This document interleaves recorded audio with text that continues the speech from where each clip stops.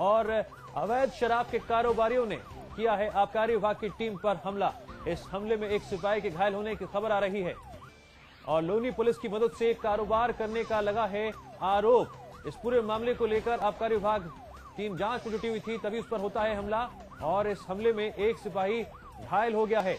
इस वक्त की बड़ी खबर हम आपको बता रहे हैं, गाजियाबाद से आ रही है, जहां आबकारी विभाग की टीम पर हुआ है हमला और अवैध शराब के कारोबारियों ने किया है आबकारी विभाग की टीम पर हमला। इस हमले में एक सिपाही के घायल होने की भी खबर आ रही है। बताया जा रहा है कि लोनी पुलिस की मदद से कारोबार किया जा रहा था, यह आरोप लगा है और आबकारी विभाग की टीम इस पूरे मामले की जांच पड़ताल में जुटी हुई थी, तभी अवैध शराब के कारोबारियों ने टीम पर हमला कर दिया और इस हमले में एक सिपाही के घायल होने की आ रही है खबर।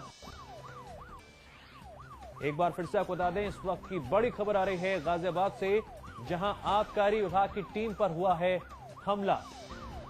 बताया जा रहा है कि अवैध शराब के कारोबारी इस क्षेत्र में पिछले काफी वक्त से अवैध शराब बेचने का गोरखधंधा कर रहे थे, सप्लाई कर रहे थे।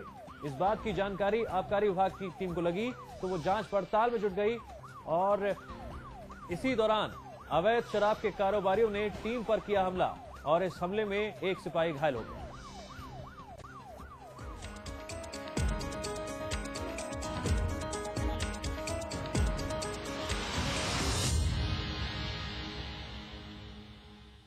कॉमनवेल्थ खेलों में हुए भ्रष्टाचार के मामले में सुरेश कलमाड़ी समेत 10 लोगों पर आरोप तय हो गए हैं। कलमाड़ी पर सरकारी खजाने को 90 करोड़ से ज्यादा का नुकसान पहुंचाने का आरोप लगाया गया था।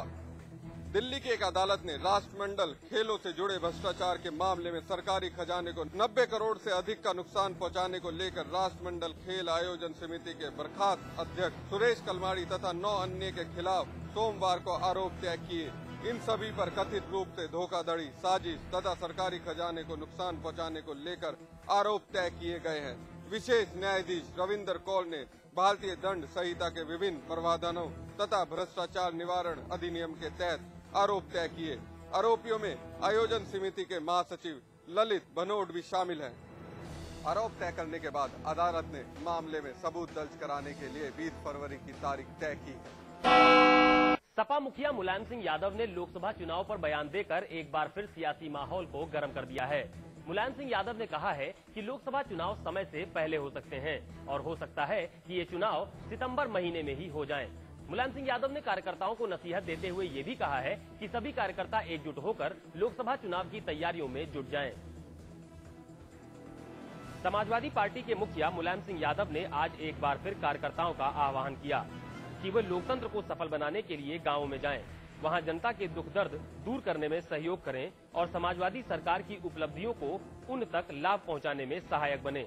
मुलायम सिंह यादव ने यह भी कहा कि समाजवादी सरकार ने 1 साल से भी कम समय के अपने कार्यकाल में लगभग आधा चुनावी घोषणा पत्र लागू करने में सफलता हासिल कर ली है। मुलायम सिंह यादव ने कहा कि कार्यकर्ताओं की अपनी अपनी जिम्मेदारी और काम का बंटवारा होता रहता है। अपने आचरण से आम जनता का यह भरोसा दिलाए रखना होगा कि उन्होंने एक ऐसी सरकार को बहुमत दिया है जो दूसरी सरकारों से भिन्न है और जनता के प्रति संवेदनशील है। उन्होंने ये भी कहा कि समाजवादी पार्टी में सबकी बात सुनी जाती है। समाजवादी सरकार उनकी समस्या के समाधान के लिए गंभीर है। मुलायम ने ये भी कहा कि सपा में असली लोकतंत्र है और मैं हमेशा ही आपके साथ आपके बीच रहता हूँ। मुलायम सिंह यादव ने केंद्र में कांग्रेस की सरकार को इंगित करते हुए कहा कि केंद्र की सरकार कोई भी चालाकी कर सकती है। 4 वर्ष तक जन विरोधी नीतियों के जरिए देश को बर्बाद करने के बाद चुनावी वर्ष के आम बजट में तथा कथित जनहित बजट के नाम पर जनता को गुमराह करने की रणनीति भी कांग्रेस अपना सकती है, जिससे आम जनता को सावधान रहना होगा। उन्होंने कहा कि दिल्ली में गैंगरेप की शिकार युवती की मौत से ध्यान हटाने के लिए केंद्र की सरकार मुद्दों को बदलने और जनता को भ्रमित करने में माहिर है, जबकि बलात्कार की घटनाएं राष्ट्रीय शर्म की बात है। मुलायम ने यह भी कहा कि लोकसभा चुनाव सितंबर तक कभी भी हो सकते हैं और सच्चाई जनता के सामने रहनी चाहिए। मुलायम ने यह भी कहा कि अब पार्टी को मतदाता सूची पर भी ध्यान देना होगा।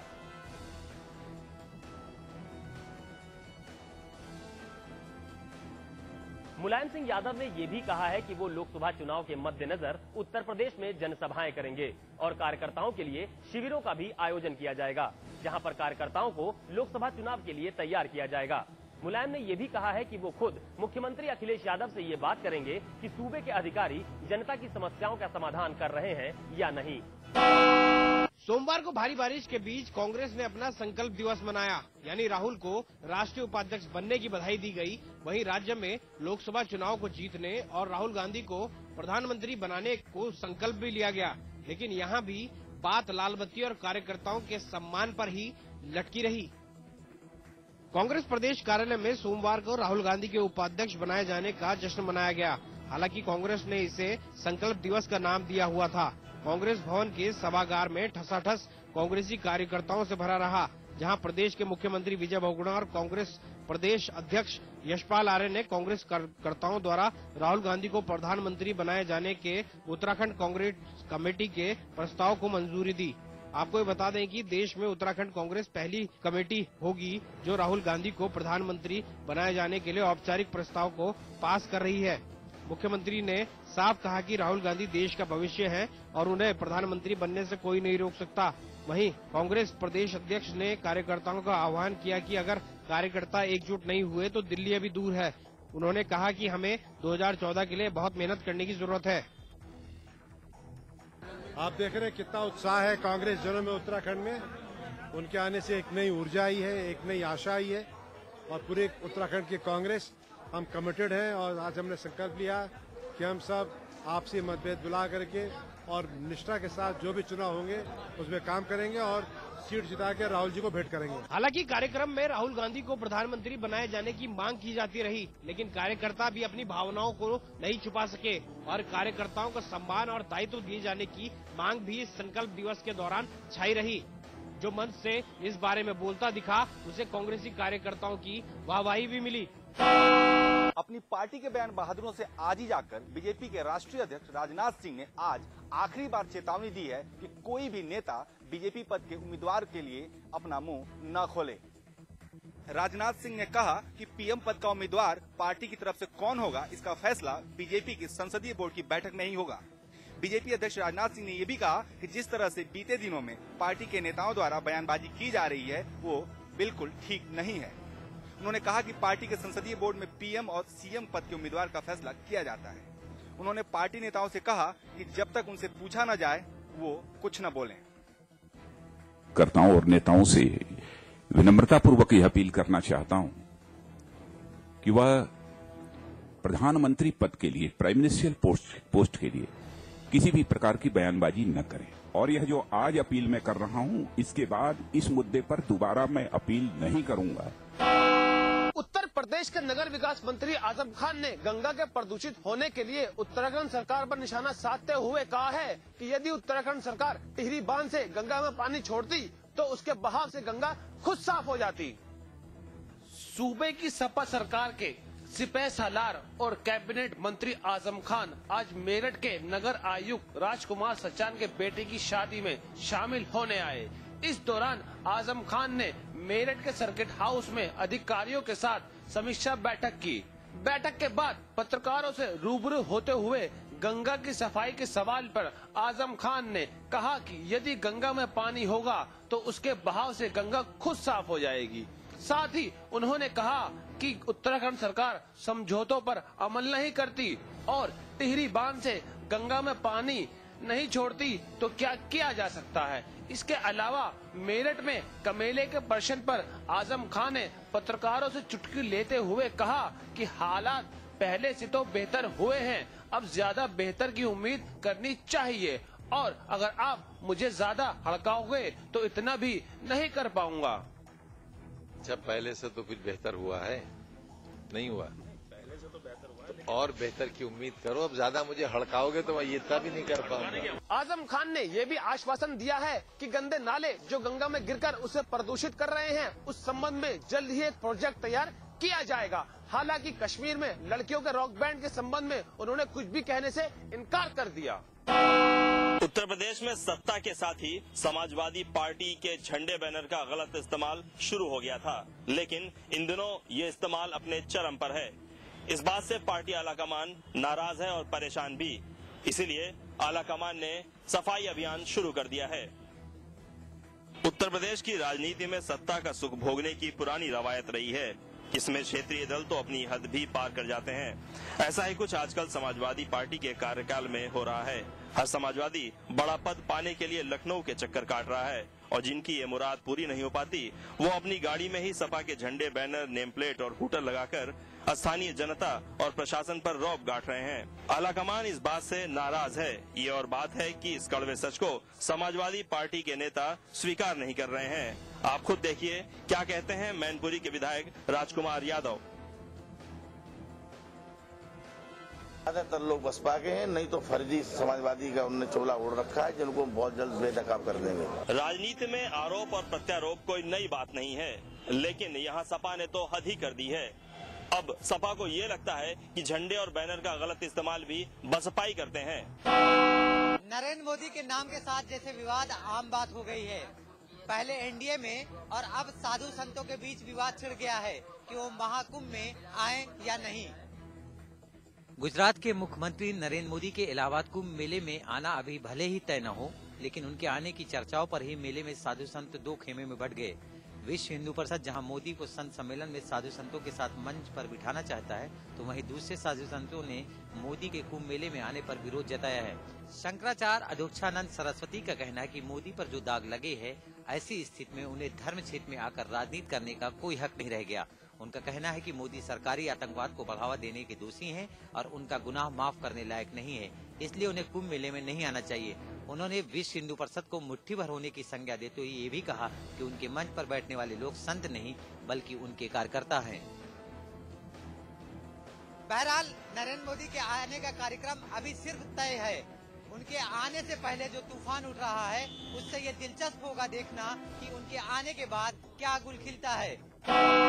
हरी झंडी संभवतः कल आएंगे दलाई लामा कुंभ क्षेत्र में। मेले में बौद्ध गुरु दलाई लामा को राज्य सरकार की तरफ से हरी झंडी मिल गई है। सेक्टर 6 के लामा नगर में बुद्ध समाज के शिष्यों को कल दीक्षा देंगे और कई कार्यक्रमों में शिरकत करेंगे। आपको बता दें, दलाई लामा के कार्यक्रमों को सुरक्षा के मद्देनजर राज्य सरकार से इजाजत नहीं मिली थी। आस्था के महाकुंभ में गैस रिसीव की वजह से आज फिर आवाहन अखाड़े में आग लग गई। हालांकि मौके पर पहुंची दमकल की गाड़ियों ने आग पर तो काबू पा लिया, लेकिन ये कह सकते हैं एक बड़ा हादसा होने से टल गया। इलाहाबाद के कुंभ मेले में आज आवाहन अखाड़े के नीलकंठ महाराज जी के शिविर में आग लग जाने से अफरा तफरी मच गई। आग ने अखाड़े के 4 टेंट और रसोई को पूरी तरह से जलाकर राख कर दिया, जबकि 5 दूसरे टेंट में रखे सामान भी जलकर खाक हो गए। हालांकि राहत की बात यह रही कि इन तंबुओं में मौजूदा साधु संतों को सुरक्षित निकाल लिया गया था और उन्हें कोई नुकसान नहीं पहुंचा। फायर ब्रिगेड की 5 गाड़ियां मौके पर पहुंचकर आग पर काबू पाया। बताया जाता है कि आग रसोई गैस की लीकेज की वजह से हुई थी। आग से तंबुओं में रखा साधु संतों का सामान जलकर खाक हो गया। आग से काफी देर तक अफरा तफरी मची रही। कुंभ मेले में गैस रिसीव की वजह से आग लगने की यह चौथी घटना थी। कुंभ मेले में लीकेज सिलेंडर की वजह से आग लगने की कई घटनाएं हो चुकी हैं। साधु संतों का आरोप है कि उन्हें लीकेज सिलेंडर दिया जा रहा है, जिसके कारण आग लग जा रही है। आज भी जिस कैंप में आग लगी, उनके महंत का कहना है कि सिलेंडर लीक था, इसके कारण ही उनके कैंप में आग लगी। टेंट के अंदर आग लगी है और ये बात हम पहले बता देना चाहेंगे, गैस के सिलेंडर लोग अपने भी लेकर आते हैं और सरकार भी देती है। यानी कहने की मंशा ये है कि खाना बनाने के लिए, चाय बनाने के लिए या किसी भी काम के इस्तेमाल के लिए गैस सिलेंडर के इस्तेमाल की इजाजत होती है पूरे मेले में, और ये संभव ही नहीं है कि इसकी इजाजत न दी जाएगी। जाहिर है कहीं ना कहीं गैस का लीकेज हुआ और उसी की वजह से इतना बड़ा हादसा हुआ। इलाहाबाद के महाकुंभ क्षेत्र में लगातार आगजनी की यह चौथी घटना है, लेकिन इसके बावजूद प्रशासन सोया पड़ा है।